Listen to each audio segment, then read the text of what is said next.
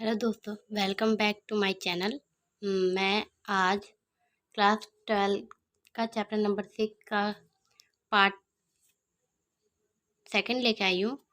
मैंने इससे पहले आपको मैंने पीडीएफ दे आपको मैंने क्लास 6 का चैप्टर नंबर 5 दे चुकी थी।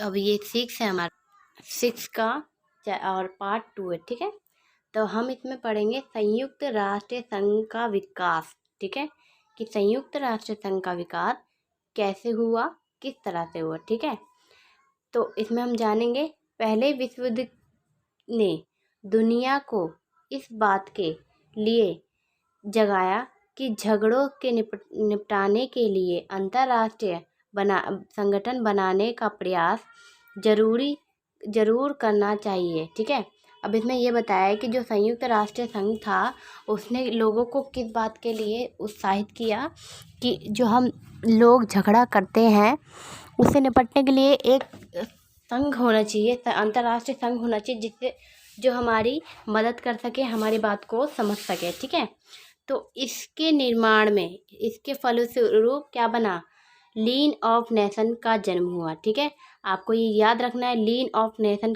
कब बना था, अंतर्राष्ट्रीय झगड़ों को निपटाने के लिए लीग ऑफ नेशन का आविष्कार हुआ। ठीक है, उसका जन्म हुआ। ये क्वेश्चन बार बार पूछा जाता है 12th में, तो शॉर्ट में पूछा जाता है इसके बारे में, तो आप याद रखिएगा कि लीग ऑफ नेशन क्या था। इसके बाद देखते हैं, इतना समझ में आ गया। शुरुआती सफलताओं के बावजूद संगठन द्वारा दूसरा विश्व युद्ध 1939 से 45 न रोक सका। ठीक है, अब देखिए लीग और नेशन जो था वो तो बन गया, लेकिन क्या हुआ, उसने दूसरा विश्व युद्ध होने से रोक नहीं पाया। ठीक है, इसलिए वो क्या हो गया, वो विफल हो गया। देखिए, जो बातें तय हुई थी उनमें से कोई भी दगा ना करे। इस बिंदुओं पर सभी देश समस्या का समर्थन नहीं होते।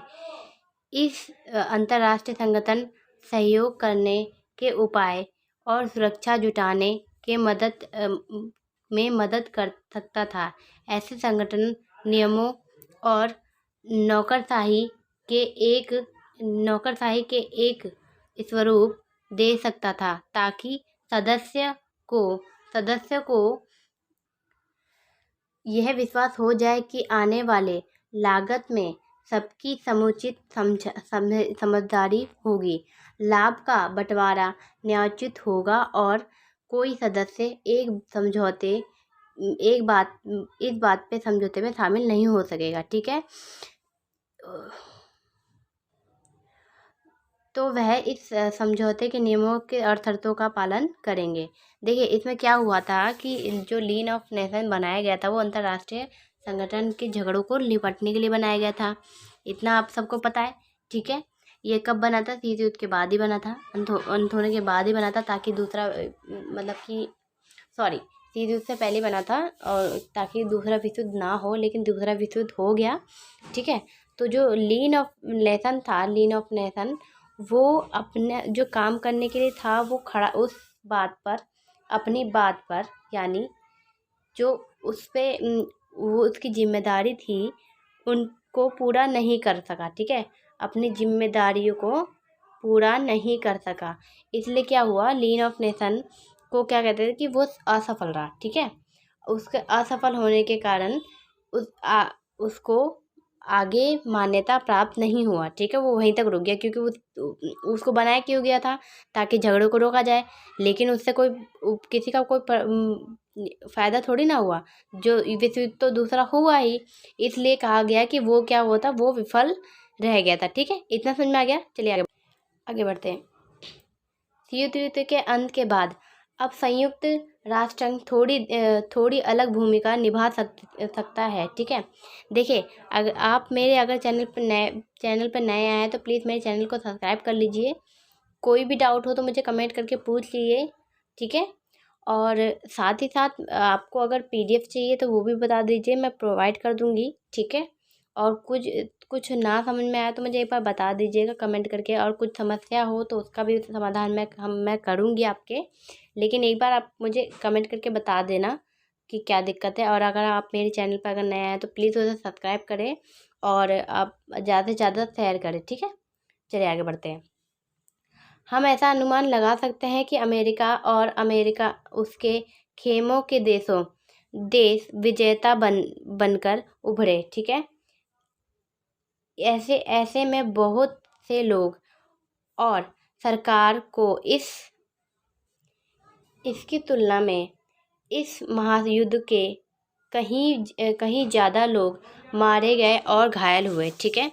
अब क्या हुआ कि लीन ऑफ नेशन ने तो कोई फ़ायदा किया नहीं, अब उसमें लोग भी मारे गए और जनहानि धनहानि दोनों हुई, ठीक है। ये बताया गया है। लीग ऑफ नेशन ने उत्तराधिकारी के रूप में संयुक्त राष्ट्र संघ की स्थापना हुई, ठीक है। अब देखिए उसने तो वो काम किया ही नहीं जो उसे करना चाहिए था, लेकिन उसके बाद उसी के उत्तराधिकारी को किसे बनाया गया, संयुक्त राष्ट्र संघ की स्थापना की गई, ठीक है। दूसरे विश्व युद्ध की समाप्ति के तुरंत बाद 1945 में इसे स्थापित किया गया, ठीक है। 1951 देशों द्वारा संयुक्त राष्ट्र संघ के घोषणा पत्र पर हस्ताक्षर करने के साथ इस संगठन की स्थापना हुई। दो विश्व युद्ध के बीच लीन ऑफ नेशन जो नहीं कर पाया वो अब उसे कर दिखाने की कोशिश थी, ठीक है। अब देखिए क्या था, लीन ऑफ नेशन जो था, लीन ऑफ नेशन हम किसकी बात कर रहे हैं, लीन ऑफ नेशन की बात कर रहे हैं कि लीन ऑफ नेशन जो था वो उसको क्या करना था, लड़ाई जो विश्व युद्ध है उसको रोकना था, ठीक है, उसको रोकना था। लेकिन ये क्या की, ये पूरी तरह से असमर्थ रही, ये नहीं कर पाई, ठीक है, अपने काम को नहीं कर पाई। तो क्या था, अब इसके जगह पर हमने संयुक्त राष्ट्र संघ की स्थापना कर दी, संयुक्त राष्ट्र संघ की स्थापना कर दी। अब इसका काम क्या था, इसका काम ये था कि जो लीन ऑफ नेशन ने नहीं किया वो अब ये करके दिखाएगा, ठीक है। इतना समझ में आ गया, यही बताया गया इसमें। चलिए आगे देखते हैं। संयुक्त राष्ट्र संघ ने कोशिश की, ठीक है। संयुक्त राष्ट्र संघ का उद्देश्य अंतर्राष्ट्रीय झगड़ों को रोकना और अंतर्राष्ट्रीय के बीच सहयोग की राय दिखाना, ठीक है। मैंने वही बताया कि आपको कि उसकी यही कोशिश थी कि वो जो अंतर्राष्ट्रीय झगड़े हैं उनको रोक पाए और सहयोग कर पाए दो देशों के बीच, जो दो राष्ट्रों के बीच और अन्य अंतर्राष्ट्रों के बीच, ठीक है। आगे देखते हैं। इसी स्थापना के बीच यह आशा काम कर रही थी कि यह संगठन विभिन्न देशों के बीच जारी ऐसे झगड़ों को रोकने का काम करेगा जो आगे चलकर युद्ध का रूप ले सकते हैं, ठीक है। और अगर युद्ध छिड़ ही जाए तो शत्रुता के दायरे को शामिल करने का काम करेगा, ठीक है। इसके अलावा चूँकि झगड़े अक्सर सामाजिक आर्थिक विकास के अभाव में खड़े होते हैं, इसलिए संयुक्त राष्ट्र संघ की एक मंशा पूरे विश्व में सामाजिक आर्थिक विश्व की संभावना बढ़ाने के लिए विश्व देश के एक साथ लाने की, ठीक है। अब क्या था कि वो ये भी चाहता था कि जो आर्थिक सामाजिक रूप से ही जब भी झगड़े होते हैं इसी को लेके होते हैं, तो वो क्या करता था कि वो ये चाहता था कि सभी देश एक साथ मिलकर रहे। वो वाली बात कौन चाहता था, संयुक्त राष्ट्र संघ, ठीक है। 2006 तक संयुक्त राष्ट्र संघ के सदस्य देशों की संख्या 192 थी, ठीक है। जब ये संयुक्त राष्ट्र संघ 2006 तक आई तो इसके देश के कितने सदस्य थे, देशों की संख्या थी 192, ठीक है। इतना समझ में आ गया। चलिए आगे बढ़ते हैं। इसमें लगभग सभी स्वतंत्र देश शामिल है। संयुक्त राष्ट्र संघ में आम सभा के हथेली सदस्यों को एक वोट हासिल है, ठीक है। इसी सुरक्षा परिषद में 5 स्वास्थ्य सदस्य हैं, ठीक है। 5 स्वास्थ्य सदस्य स्थायी सदस्य हैं और इनके नाम अमेरिका, रूस, ब्रिटेन, फ्रांस, चीन और दूसरे विश्व युद्ध के तुरंत बाद के समय में ये देश सबसे ज़्यादा ताकतवर थे, ठीक है, और इस युद्ध के विजेता भी रहे, इसलिए इन्हें स्थायी सदस्य के रूप में चुना गया, ठीक है। अब देखिए, जो सदस्य थे वो दो तरह के थे, एक स्थायी थे, एक अस्थायी थे। जो स्थायी सदस्य होते हैं संयुक्त राष्ट्र संघ के, देखिए ये इम्पोर्टेंट बात है, जो संयुक्त अंतर्राष्ट्रीय संघ के जो सदस्य होते हैं, ठीक है, सदस्य होते हैं, तो एक होते हैं स्थायी, दूसरे होते हैं अस्थायी, ठीक है, अस्थायी। तो अस्थायी जो होते हैं,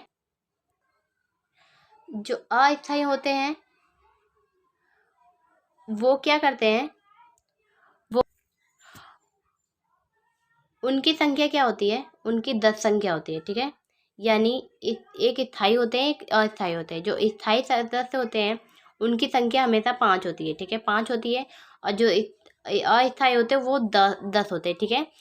इन 5 सदस्यों को, जो स्थायी सदस्य हैं, उनको बदला नहीं जा सकता, लेकिन जो ये हैं अस्थायी सदस्य, 10 जो सदस्य अस्थायी होते हैं उनको हर 10 साल या 2 साल पे ऐसे चेंजेस किया जाता है, ठीक है।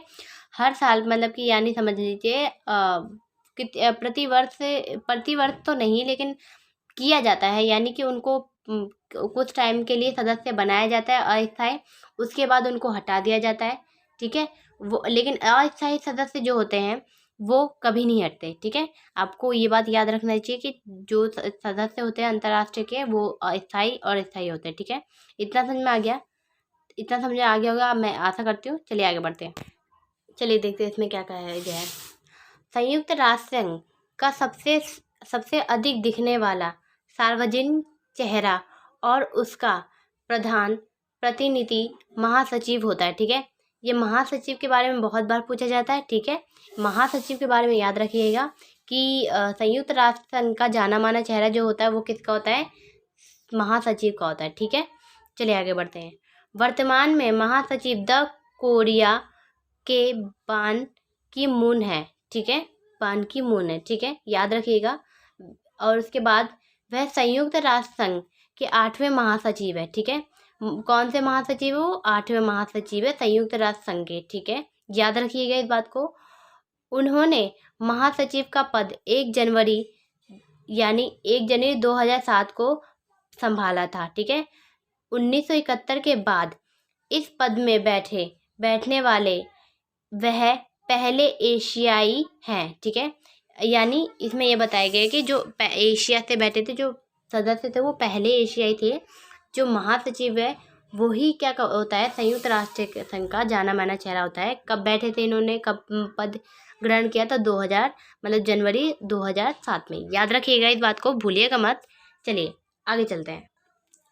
आगे कहा गया है संयुक्त राष्ट्र संघ की कई शाखाएं और एजेंसियां हैं, ठीक है। अब संयुक्त राष्ट्र संघ जो है वो अकेले तो काम करेगा नहीं, इसलिए उसकी बहुत सारी शाखाएं भी है, एजेंसियां भी है, ठीक है। सदस्य देशों के बीच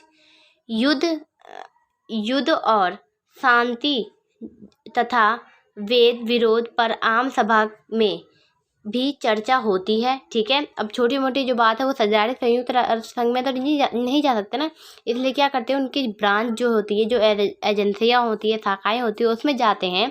छोटी मोटी जो वाद विवाद होते हैं उनको निपटाने के लिए, ठीक है। जब बड़ी बात होती है वो संयुक्त राष्ट्र संघ में चले जाते हैं, ठीक है। चलिए आगे बढ़ते हैं। और सुरक्षा परिषद में भी सामाजिक और आर्थिक मुद्दों से निपटने के लिए एजेंसी है, जिसमें विश्व स्वास्थ्य संगठन, याद रखिएगा कई बार क्वेश्चन में ये पूछा गया है, विश्व स्वास्थ्य संगठन यानी WHO, ठीक है। फुल फॉर्म भी याद रखिएगा, WHO का विश्व राष्ट्र संगठन, ठीक है, कई बार पूछा गया है। उसके बाद संयुक्त राष्ट्र संघ विकास कार्यक्रम, संयुक्त राष्ट्र संघ विकास कार्यक्रम का फुल फॉर्म क्या है, शॉर्ट फॉर्म UNDP, ठीक है, UNDP United Nation Department programme. याद रखिएगा, कई बार क्वेश्चन में पूछा जा सकता है, ये पूछा ही जाता है, शॉर्ट फॉर्म लिख देगा और कहेगा इसका फुल फॉर्म बताइए, तो आपको याद रखना है, ठीक है। संयुक्त राष्ट्र संघ मानव अधिकार आयोग, ये भी पूछा जाता है कई बार कि मानव अधिकार आयोग क्या होता है संयुक्त राष्ट्र संघ का, तो याद रखिएगा। चलिए आगे बढ़ते हैं। मानव अधिकार, अंतर्राष्ट्रीय मानव अधिकार किसे कहते हैं? यूनाइटेड नेशन ह्यूमन राष्ट्रीय कमीशन, ठीक है। शॉर्ट फॉर्म इसकी है UNHRC, ठीक है, याद रखिएगा, भूलिएगा मत। आगे है संयुक्त राष्ट्र शरणार्थी उच्चायोग, ठीक है। शरणार्थी, आपको पता होगा शरणार्थी किसे कहते हैं, यानी कि जैसे कि किसी देश में कोई, जैसे हमारे देश में कोई है नहीं, कोई हमारे देश का नहीं है लेकिन वो हमारे देश में रहता है, तो उसे क्या मिलता है? उसे अधिकार नहीं मिलता वहाँ का, वहाँ की वो ज़मीनें नहीं खरीद सकता, वहाँ की पहचान पत्र नहीं बना सकता, वहाँ का नागरिक नहीं बन सकता, तो वो एक शरणार्थी के रूप में जीता है, ठीक है। तो उनकी रक्षा करने के लिए भी ये आयोग काम करता है, ठीक है। उसकी फुल फॉर्म है, शॉर्ट फॉर्म जो होती है वो होती है UNHCR। याद रखिएगा, भूल जाते हैं इंसान, शॉर्ट फॉर्म हमेशा आता है, शॉर्ट फॉर्म इन सब में से एक ना एक जरूर आएगा, एक क्या दो तीन जाता है, आता ही जरूर है, ठीक है, याद रखिएगा। आगे देखते हैं संयुक्त राष्ट्र संयुक्त राष्ट्र संघ बाल कोष, ठीक है। ये संयुक्त राष्ट्र संघ बाल कोष भी है, जिसका शॉर्ट फॉर्म है UNICEO, ठीक है, यूनाइटेड नेशन चिल्ड्रन फंड, याद रखिएगा, भूलिएगा मत। और संयुक्त राष्ट्र संघ शैक्षिक सामाजिक एवं सांस्कृतिक संगठन, ये शॉर्ट फॉर्म सारे याद रखिएगा, क्योंकि ये शॉर्ट फॉर्म हमेशा पूछे जाते हैं आपके क्वेश्चन में, 1 नंबर वाले क्वेश्चन में कई बार आते हैं ये, तो ये बहुत इम्पोर्टेंट है, आप याद रखिएगा। इस चैप्टर को बिल्कुल भी मत भूलिएगा, क्योंकि ये चैप्टर आते ही हैं, इसमें से शॉर्ट फॉर्म कई बार पूछे जाते हैं, तो आपको याद रखना है इस बात को। तो अब ये हमारा सेकंड पार्ट था, अब इसके बाद हम आएंगे थर्ड पार्ट में। तो अगर उम्मीद करती हूँ आपको समझ में आया होगा अच्छी तरह से, ना समझ में आया तो मुझे एक बार कमेंट कर दीजिएगा। मेरे चैनल पर अगर आप नए हैं तो प्लीज़ सब्सक्राइब कर लीजिए, और साथ ही साथ बेल आइकन को भी दबा दीजिएगा। मेरे इस वीडियो को ज़्यादा से ज़्यादा शेयर करो, ताकि आपके साथ आपके दोस्तों को भी हेल्प हो जाए। क्वेश्चन अगर आपको चाहिए तो मुझे एक बार मैसेज कर दीजिए, मैं आपको क्वेश्चन भी दे दूँगी, ठीक है।